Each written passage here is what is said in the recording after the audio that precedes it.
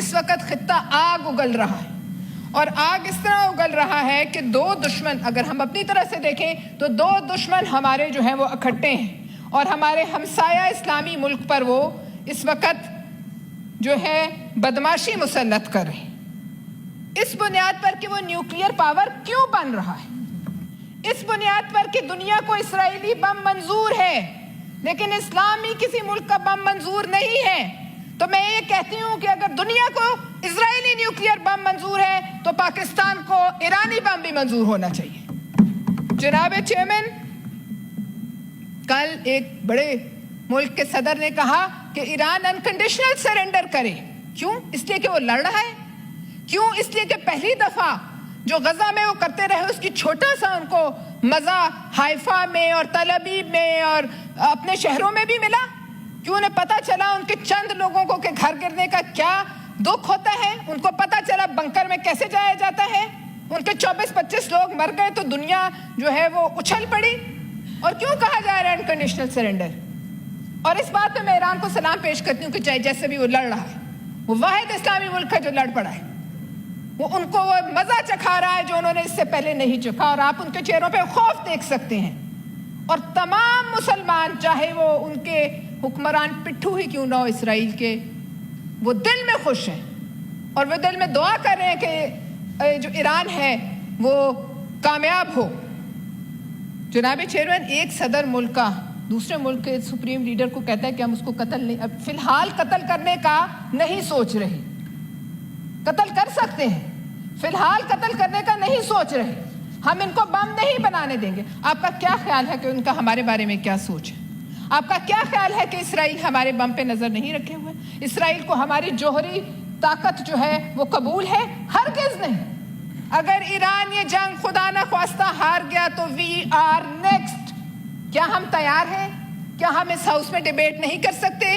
کیا اس بجٹ اجلاس کو جو ختم ہو جائے گا 20 سے 21 کو، اس کے بعد ہمیں فوری طور پر اس پر اجلاس نہیں بلانا چاہیے؟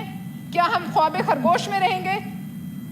جناب چیئرمین، کہاں گئے انسانی حقوق جب سب سے بڑا لمبردار انسانی حقوق کا کہتا ہے کہ میں کسی ملک کے بھی سربراہ کو قتل کر سکتا ہوں؟ کہاں گئی انٹرنیشنل کمیونٹی؟ کہاں گئی آزادی، خود مختاری؟ صرف اس لیے کہ اگر دنیا میں دفاع کا حق ہے تو صرف گوڑی چمڑی کو حق حاصل ہے اور کسی کو حاصل نہیں، اور اس لیے کہ ان کا مذہب کہتا ہے کہ یہ ممالک ہیں ان کے بچے مار دو، اور اگر ہمارا مذہب کہتا ہے کہ جہاد کرو تو ان کو یہ قبول نہیں۔ اور اگر بدماشی ہی نیو ورلڈ آرڈر ہے جناب چیئرمین، تو یاد رکھیں کہ آج کوئی ذوالفقار علی بھٹو شہید ہم میں موجود نہیں، افسوس سے کہنا پڑتا ہے، جو سب مسلمانوں کو اکٹھا کرے، اور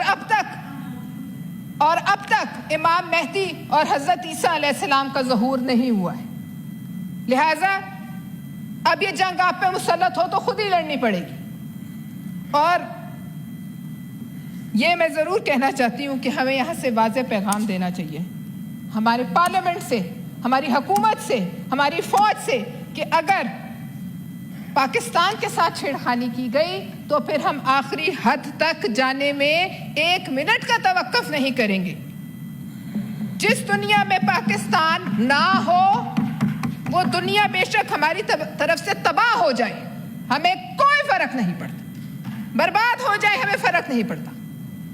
جناب چیئرمین، ضرورت اب اس امر کی ہے کہ صدر پاکستان، جو سپریم کمانڈر ہیں آرم فورسز کے، صدر آصف علی زرداری، اور chief of army staff general Asim Munir کے زیر صدارت نیٹو کی طرز پر ایک اسلامی اس کا نیم البدل ایک پلیٹ فارم ہو، اور یہ دو شخصیات تمام اسلامی افواج کو جمع کریں اور وہ کوشش کریں جو ان سے پہلے شہید ذوالفقار علی بھٹو نے کامیابی سے کی، اور سب کو اکٹھا کریں، کیونکہ اب ایران کو بھی ادراک ہو چکا ہے کہ بھارت، جس نے ابھی تھوڑی دیر پہلے امریکی ثالثی قبول کرنے سے انکار کیا، کہ بھارت ان کی پیٹھ میں بھی چھرا گھونپ رہا تھا اور ان کے اندر بیٹھ کر موساد کے سیل بھارتی چلا رہے تھے، اور پاکستان میں بھی یہ سیل موجود ہیں، را اور موساد کے سیل موجود ہیں، ہر محکمے میں موجود ہیں، ہر جگہ موجود ہیں۔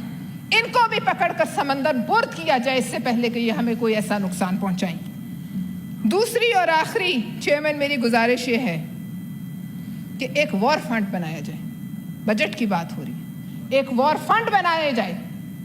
ہم ہیں, زندہ ہیں تو ہم تنخواہ لیتے ہیں, ہم زندہ ہیں تو ہم کھاتے ہیں, پاکستان ہے تو ہم زندہ ہیں.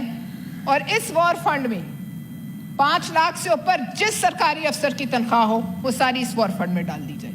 اس وقت تک جب تک کہ ہمارا خطہ مضبوط نہ ہو, کسی کو یہ حق نہیں کہ 25-25, 30-30, 40-40 لاکھ تنخواہیں سمیٹ کے گھر جائیں اور ملک جو ہے وہ اپنی دفاع کے لیے جو ہے پریشان رہے. لہٰذا اس وار فنڈ میں اتنا پیسہ ہو کہ ہمیں کسی اور کی طرف دیکھنے کی کبھی ضرورت نہ پڑے. جناب چیئرمین, اس کے ساتھ میں یہ سمجھتی ہوں کہ یہ گزارشات چونکہ میں اس فلور پہ کر رہی ہوں اور 2 ہی ہیں, اس پر آپ غور کیجئے اور ہمیں اپنی آنکھیں اور کان جو ہیں وہ کھلے رکھنے چاہیے. اور اللہ پہ ایمان اور بھروسہ ہمارا ہے, کیونکہ میرے عرب کو آئی ٹھنڈی ہوا جہاں سے, میرا وطن وہی ہے, میرا وطن وہی. بہت شکریہ جناب چیئرمین. میں آپ کی اجازت سے بجٹ پر صرف چند منٹ بات کروں گی جی پلیز, کیونکہ میں سمجھتی ہوں آج ان حالات نے بجٹ ارریلیونٹ ہو گیا ہے اور بجٹ پر بات ضرور کریں گے, لیکن جو حالات خطے کے ہیں ان پر بھی نظر ڈالنا ضروری ہے. جناب چیئرمین, اگر اس بجٹ کو ڈی کوڈ کیا جائے تو 17.5 ٹریلین کے اس بجٹ میں شاید قابل تعریف کچھ خاص ہمیں نہیں ملتا. تمام تر انحصار ایس او ایز کو فروخت کرنا اور ملکی اثاثوں کو پرائیویٹائز کرنا اور اس امید پر ملک کو چلانا کہ فلانی چیز اتنے بلین کی بکے گی اور فلانی چیز اتنے بلین کی بکے گی, یہ کوئی فہم و فراست والا اور ڈیولپمنٹ اورینٹڈ نظریہ ہمیں نہیں نظر آتا. چیئرمین صاحب, اس بجٹ میں 87 بلین تو صرف پی آئی اے کو پرائیویٹائز کرنے سے حاصل کرنے کے خواب ہم دیکھ رہے ہیں. اس کے علاوہ مختلف اثاثے فروخت کرنا, جس میں مشہور روزویلٹ ہوٹل بھی ہے. مجھے آج یہ سب کو یاد کرانا چاہیے, موجودہ حکومت کو بھی, کہ جس نے روزویلٹ ہوٹل کی طرف ہاتھ بڑھایا پھر اس حکومت کے دن کم ہی رہے. لہٰذا میری تو یہ ایک تجویز ہے کہ اس ہوٹل کو پاکستان کا اثاثہ رہنے دیا جائے اور اس کو فروخت کرنے کی کوشش نہ کی جائے اپنی بقا کے. جناب چیئرمین, ڈائریکٹ ٹیکسز پر اس حد تک انحصار, انکم ٹیکسز اور انڈائریکٹ ٹیکسز سے لے کے سیلز ٹیکسز پچھلے بجٹ سے 19% تک تقریباً زیادہ بڑھانے پر انحصار ہے. لیکن جب تنخواہیں بڑھانے کی بات آتی ہے تو سرکاری ملازمین کو صرف 10% اور پینشنرز کو صرف 7%.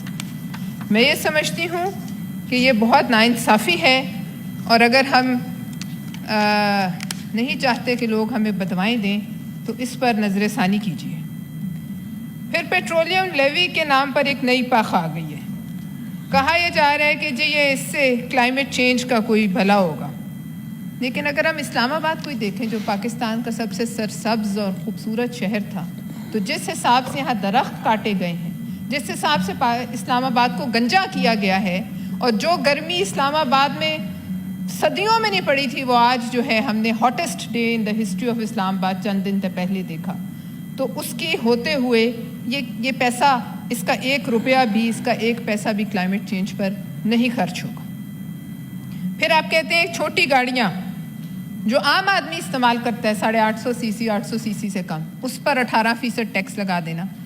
اس پر کیا سمجھتے ہیں کہ ہمیں پھولوں کے ہار پڑیں گے؟ سولر پینل, جناب چیئرمین, سورج کسی کی ملکیت نہیں ہے. سورج نہ ہماری ملکیت ہے نہ اس دنیا میں کسی ملک کی ملکیت ہے. سورج اللہ کی دین ہے, اور اگر کوئی اس سے سہولت حاصل کرتا ہے تو آپ اس پر بھی ٹیکس کر رہے ہیں. اور آپ پھر کہتے ہیں کہ ہم گرین پاکستان چاہتے ہیں, ہم کلائمیٹ چینج سے پریشان ہیں. پاکستان اس وقت سب سے تیزی سے سولرائز ہوتا ہوا ملک ہے, اور اس میں حکومت کا کوئی لینا دینا نہیں. یہ لوگوں کی اپنی کاوش ہے اس کو تباہ کرنے کا, اور یہ جو ہمیں ایک یہ مل رہا ہے کہ نام, اس کو تباہ کرنے کا جو ہے کسی حکومت کے پاس کوئی چانس نہیں. لہٰذا ہم اللہ کی دی ہوئی عطیات کو جو ہے وہ اس پر جو ہے جو ڈاکہ مارنے کی کوشش ہے وہ نہ کریں تو بہتر ہے. پھر ای کامرس اور جو گھر میں بیٹھ کے لوگ کام چلاتے ہیں اس پر آپ ٹیکس لگا رہے ہیں. اس میں خواتین ہیں, گھریلو خواتین جن کے پاس کوئی ذریعہ نہیں, اس میں بیوائیں ہوں گی, اس میں وہ خواتین ہوں گی جن کا کوئی کمانے والا نہیں ہے, وہ لوگ ہوں گے جو باہر جا کے مزدوری نہیں کر سکتے, نوکری نہیں کر سکتے. اس سے آپ کو کیا حاصل ہوگا؟ آپ بیٹھے بٹھائے لوگوں کا گھروں میں کاروبار تباہ کر رہے ہیں. اور نان فائلرز, جناب نان فائلرز کو فائلر بنانا ہے, انہیں سمجھائیں, انہیں بتائیں ہر شخص فائلر نہیں بن سکتا. میری والدہ ایک سینئر سٹیزن ہیں, ان کو ان کے شوہر سے پیسے ملتے تھے, وہ فوت ہو گئے ہیں. میں ان کو کل فائلر بنانے کی کوشش کرتی ہوں, کیا فائدہ ہوگا آپ مجھے بتائیے؟ کیا اس سے آپ کو حاصل ہوگا؟ آپ ایک ہی دفعہ نان فائلرز کو آپ کہتے ہیں باہر نہیں جا سکتے. کس حساب سے نہیں جا سکتے؟ وہ پاکستان کے شہری نہیں ہیں. آپ انہیں ایک ہی دفعہ را کا ایجنٹ ڈکلیئر کر کے ان سے یہ چھین لیجیے, آپ ان سے سٹیزن شپ, تاکہ فارغ ہو. اس طرح نہیں ہو سکتا کہ آپ کسی کو ملک سے جانے سے روک سکیں. یہ بنیادی حق ہے. آپ بنیادی حقوق بھی چھین رہے ہیں.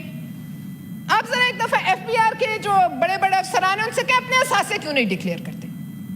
پہلے اپنے اثاثے ڈکلیئر کریں, پھر ہماری طرف انگلی بڑھائیں, پھر پاکستان کے عام عوام کی طرف انگلی بڑھائیں. جناب چیئرمین, اس کے ساتھ ساتھ کے پی کے اور بلوچستان کے نئے ضم شدہ اضلاع کو دینے والی چھوٹ بھی آپ ختم کریں. کیوں؟ کیا ان صوبوں میں کوئی پچھلے کئی سالوں میں سکون کا ایک لمحہ ہے؟ کیا بلوچستان اور کے پی کے میں اس وقت جنگ نہیں ہو رہی ہے؟ کیا بلوچستان اور کے پی کے میں طالبان اور بی ایل اے جو ہیں وہ بھارت اور اسرائیل کے ایما پر آپ کے لوگوں کو شہید نہیں کر رہے ہیں؟ آپ وہاں سے بھی چھوٹ چھین رہے ہیں. کیوں؟ کیا یہ ایسا وقت ہے کہ آپ یہ چھوٹ چھین لیں؟ پھر سندھ سے آپ وعدہ خلافی کرتے ہیں. 3 اضلاع کو, 3 صوبوں کو آپ ایفیکٹولی وفاق کے خلاف جو ہے آپ ان کو جو ہے ان سے متنفر کر رہے ہیں وفاق سے. اور اس موقع پر جب ہمیں اتحاد کی ضرورت ہے, یہ کہاں کی آپ بتائیے فہم و فراست ہے؟